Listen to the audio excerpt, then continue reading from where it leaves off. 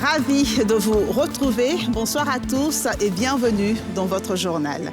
Au sommaire, la réunion du Conseil national de sécurité pour faire le point de la situation sécuritaire et sanitaire. Le taux de positivité de la Covid-19 est passé de 2,4% début juin à 8,8% fin juin. Vous aurez le communiqué final dans quelques instants. Le samedi, c'est la Tabaski. La foire aux moutons a commencé. Pendant la couverture de cette foire, nous avons déniché une vendeuse de moutons. Depuis 13 ans, elle exerce cette activité traditionnellement réservée aux hommes. Et puis Blaise Compaoré est de retour dans son pays, le Burkina Faso, après 8 ans d'exil. Il doit assister demain à la rencontre des anciens chefs d'État du Burkina Faso sur la lutte contre le terrorisme.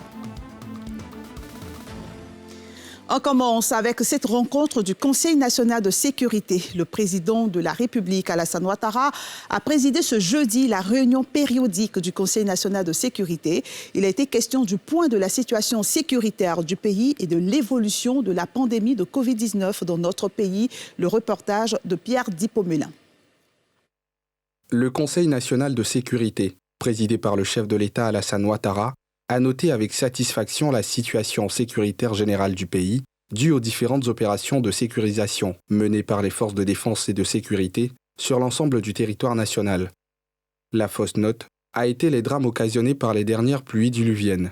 19 décès, 5 blessés, 151 personnes mises en sécurité et 13 évacuées, ainsi que de nombreux dégâts matériels. Le président Ouattara a exprimé sa compassion et invité les populations à libérer les zones à risque identifiées. La situation sanitaire marquée par la Covid-19 a également fait partie des points débattus par le CNS. Il a été noté une hausse des cas de contamination, 414 cas positifs la dernière semaine de juin, contre 112 la première semaine du même mois. Selon le ministre en charge de la Santé, cette reprise épidémique s'explique par plusieurs facteurs, notamment la saison des pluies et les nombreux déplacements occasionnés, entre autres, par les vacances scolaires. En outre, le ministre en charge de la Santé a informé le Conseil national de sécurité de la prépondérance du variant Omicron ainsi que de l'identification en cours d'autres variants sur toute l'étendue du territoire national. Ainsi, au regard de la situation sanitaire générale qui prévaut dans notre pays, le Conseil national de sécurité a décidé des mesures suivantes.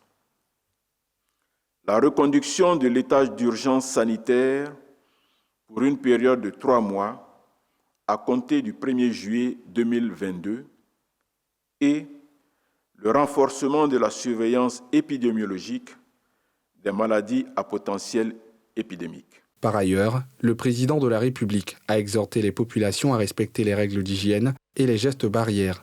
Il a aussi invité les personnes de 12 ans et plus à se faire vacciner contre la Covid-19. Le PPACI dénonce la cherté de la vie et salue la levée des sanctions du Mali par la CEDEAO. Le parti de Laurent Gbagbo s'est exprimé ce matin à sa tribune mise en place pour se prononcer sur les sujets brûlants de l'actualité nationale et internationale. Mardoché Kwasi et Harouna Ziba y étaient pour vous. Le coût du péage de Grand Bassam, la levée des sanctions de la CEDEAO contre le Mali et la question de l'immigration irrégulière de la jeunesse africaine vers le continent européen ont été les sujets sur lesquels le porte-parole du PPACI, animateur de cette 3e édition de la tribune du PPACI, s'est prononcé ce jeudi au siège d'EDS. Devant la presse, en présence de certains membres de la direction du parti, Justin Katinan-Koné a donné la position du parti de Laurent Gbagbo sur ces sujets, non sans oublier de faire des propositions pour améliorer la situation. Pour nous, au PPACI, le péage sur la route de Bassam n'a pas sa raison d'être, là où il est implanté. Maintenant, si manifestement pour des raisons quelconques qui ne peut pas le déplacer, nous leur proposons au moins qu'on leur donne 200 francs et exempter les riverains. Lever des sanctions contre le Mali. Le PPACI se félicite de la levée de ces sanctions. Il salue le courage, la résilience et le patriotisme du peuple malien qui doit inspirer toute l'Afrique La rencontre annoncée entre les 3 grands leaders de la politique ivoirienne, que sont Alassane Ouattara, Laurent Gbagbo et Henri Konan Bédié, a également été saluée par le porte-parole du PPACI lors de cette rencontre qui se tient désormais tous les jeudis en 15. Dans l'ambiance des préparatifs de la fête de la Tabaski prévue le samedi prochain, nous avons fait cette découverte inédite. Une femme vendeuse de moutons. Depuis 13 ans, cette femme courageuse exerce une activité traditionnellement réservée aux hommes. Elle le fait avec beaucoup de joie et de passion, comme nous le montre ce reportage de Mardoché Kwasi et de Tanguy Konan. Parc à bétail du marché de Belleville dans la commune de Treichville. En cette veille de Tabaski, fidèles musulmans et commerçants de bétail s'affairent les uns pour trouver une bête pour la fête, les autres pour écouler leur stock avant le jour J. Parmi les commerçants, un cas atypique. Il s'agit de Mariam Koulibaly, vendeuse de moutons. Une activité à laquelle elle s'adonne avec joie et amour depuis plus de 10 ans après le décès de son mari. Depuis que je suis petit, à faire des trucs les garçons, j'aime ça quoi. Parce que j'aime travailler beaucoup. Je ne peux pas m'asseoir à la maison parce que les parents sont là.